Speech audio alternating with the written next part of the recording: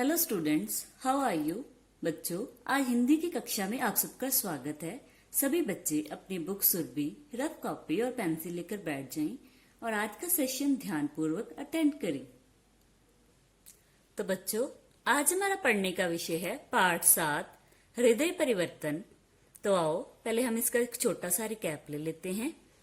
मगध के राजा अशोक और कलिंग के राजा के बीच में 4 साल से युद्ध हो रहा है। राजा अशोक कलिंग को जीतने के विषय में सोच रहे हैं कि एक संदेशवाहक आकर उनको कलिंग के सम्राट के युद्ध में मारे जाने का समाचार सुनाता है, परंतु कलिंग के सम्राट की मृत्यु के बाद भी कलिंग के दरवाजे बंद हैं। अशोक कलिंग के फाटक खुलवाने के लिए स्वयं सेना के साथ जाते हैं। उनका सामना करने के लिए कलिंग के राजा की बेटी पद्मा अपनी स्त्रियों की सेना लेकर युद्ध करने आती है, परंतु अशोक स्त्रियों पर हथियार नहीं उठाते। वह ऐसा करना पाप समझते हैं और आत्मसमर्पण कर देते हैं और अंत में बौद्ध धर्म से दीक्षा लेकर भिक्षु बन जाते हैं। तो आओ बच्चों, आज हम इस पाठ की एक्सरसाइजेस का अध्ययन करेंगे। तो आओ बच्चों, अब हम इसकी एक्सरसाइज देखते हैं। मौखिक अभिव्यक्ति। फर्स्ट एक्सरसाइज, नीचे लिखे प्रश्नों के उत्तर दीजिए। नंबर 1, अशोक कहाँ का शासक था? तो बेटा, अशोक कहाँ का राजा था? मगध का। तो जिस प्रकार मैंने प्रश्न का उत्तर उसके सामने लाइन ड्रॉ करके लाइन के नीचे लिखा है, आपने भी इसी ढंग से प्रश्नों के उत्तर इनके सामने लाइन ड्रॉ करके लाइन के नीचे सुंदर राइटिंग में लिखनी है। नेक्स्ट, युद्ध कितने समय से जारी था? तो बेटा, कितने सालों से युद्ध चल रहा था? नेक्स्ट, अशोक क्या देखकर चकित रह गए? चकित मतलब हैरान। अशोक किसकी सेना देखकर हैरान रह गए थे? नेक्स्ट बच्चों, सेकंड एक्सरसाइज, उच्चारण कीजिए। उच्चारण मतलब शब्द को सही ढंग से बोलना। यहाँ पर हमें कुछ शब्द दिए गए हैं, हम इनका सही उच्चारण करेंगे। सबसे पहले शिविर, श को छोटी ई, व को छोटी ई, र, शिविर।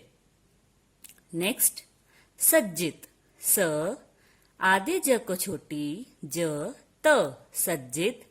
नेक्स्ट, दुर्ग, द को छोटा उ, ग के ऊपर रेफ, दुर्ग। नेक्स्ट, समर्पण, स, म, प के ऊपर रेफ, अण, समर्पण।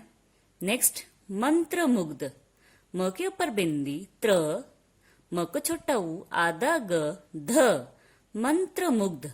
नेक्स्ट, प्रतिज्ञा, प के पैर में र, त को छोटी ई, ज्ञ को आ, प्रतिज्ञा।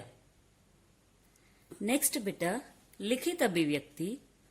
फर्स्ट एक्सरसाइज, नीचे दिए गए प्रश्नों के उत्तर लिखिए।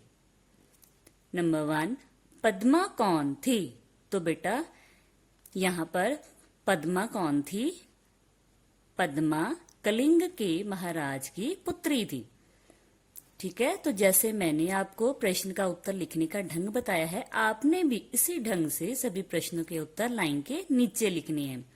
नेक्स्ट, अशोक क्या देखकर चकित हो गए?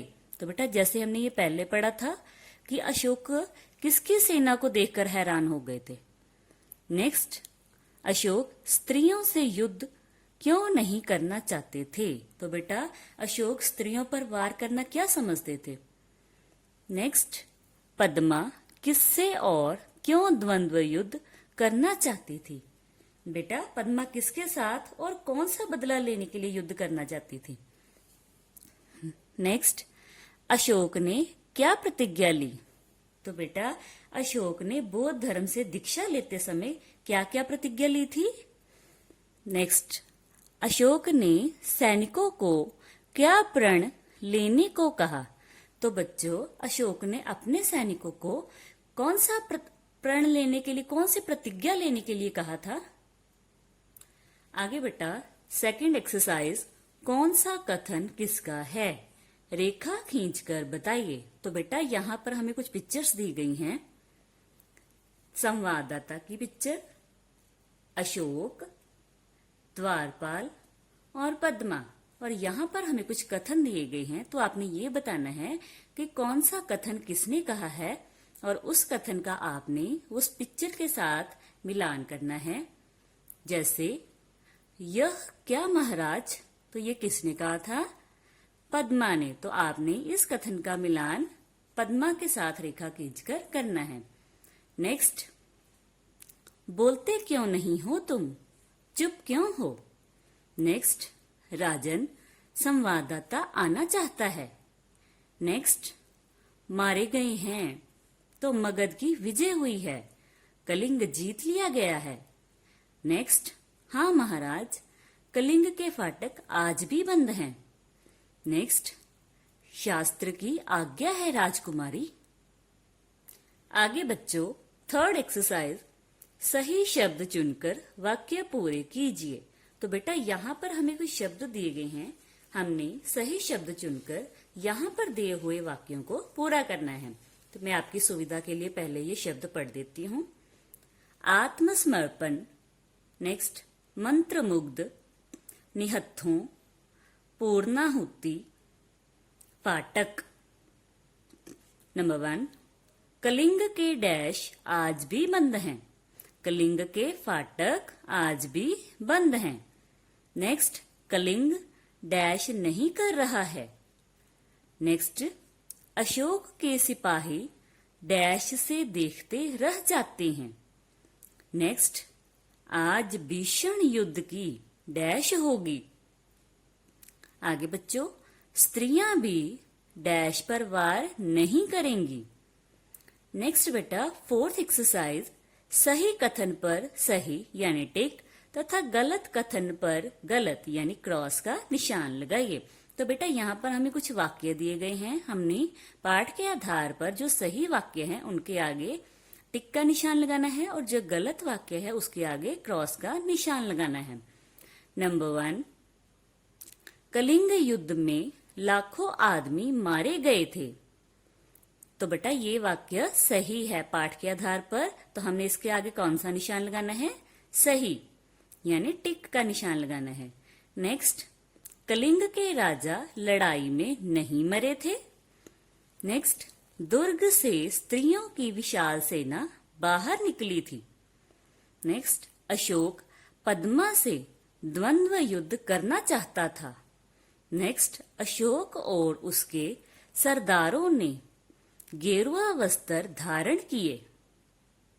आगे बेटा, फिफ्थ एक्सरसाइज, सही उत्तर पर सही यानी टिक का निशान लगाइए। तो बेटा यहाँ पर हमें कुछ प्रश्न दिए गए हैं, उनके 4 ऑप्शन हैं, आपने सही उत्तर चुनकर उसके सामने टिक का निशान लगाना है और उसको अंडरलाइन भी करना है। नंबर 1, कितने वर्षों से युद्ध हो रहा था?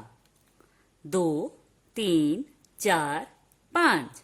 तो मैंने जैसे सही उत्तर के सामने टिक का निशान लगाया है उसे अंडरलाइन किया है, आपने भी इसी ढंग से सही उत्तर चुनकर उसके सामने टिक का निशान लगाना है और उसे अंडरलाइन करना है।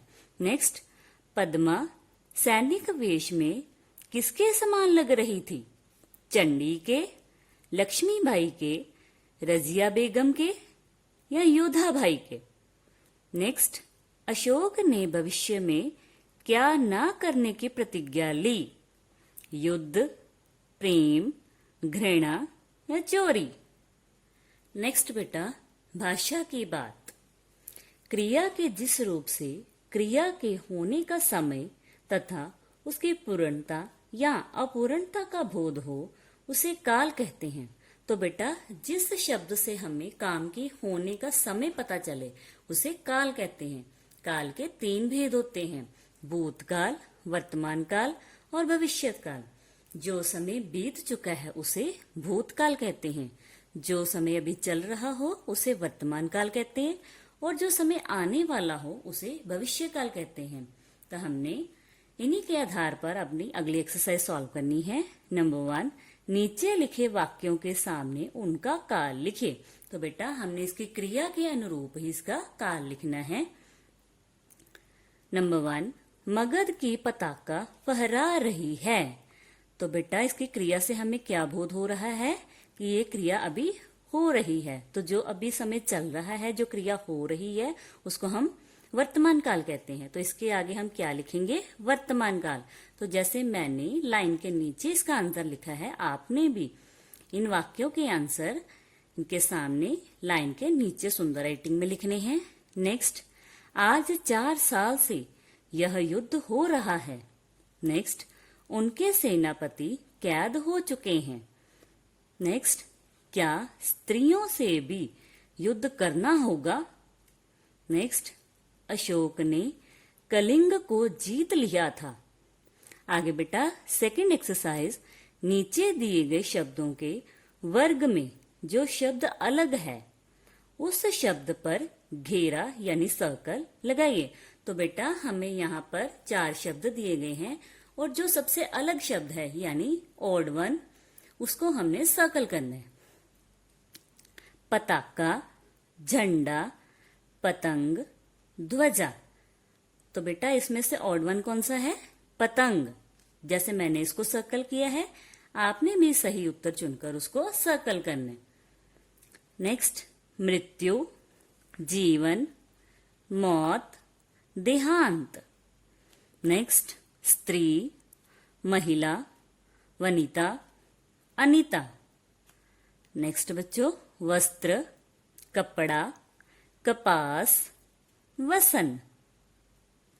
आगे उत्साह, प्रयत्न, प्रयत्न मीन्स कोशिश, प्रयास, कोशिश। आगे बच्चों थर्ड एक्सरसाइज, नीचे लिखे शब्दों के अर्थ लिखिए। तो यहाँ पर हमें कुछ शब्द दिए गए हैं, हमने इनके अर्थ लिखने हैं।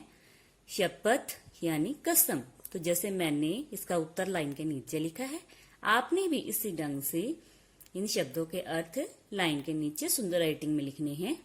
नेक्स्ट, दुर्ग। नेक्स्ट, पताका, प्रण, भीषण, लालसा। तो बच्चों आज हमने इस पाठ की एक्सरसाइजेस का अध्ययन किया। आप इनकी अच्छे से दोहराई करेंगे। अगली वीडियो में आपके साथ फिर से मुलाकात होगी। तब तक के लिए गुड बाय।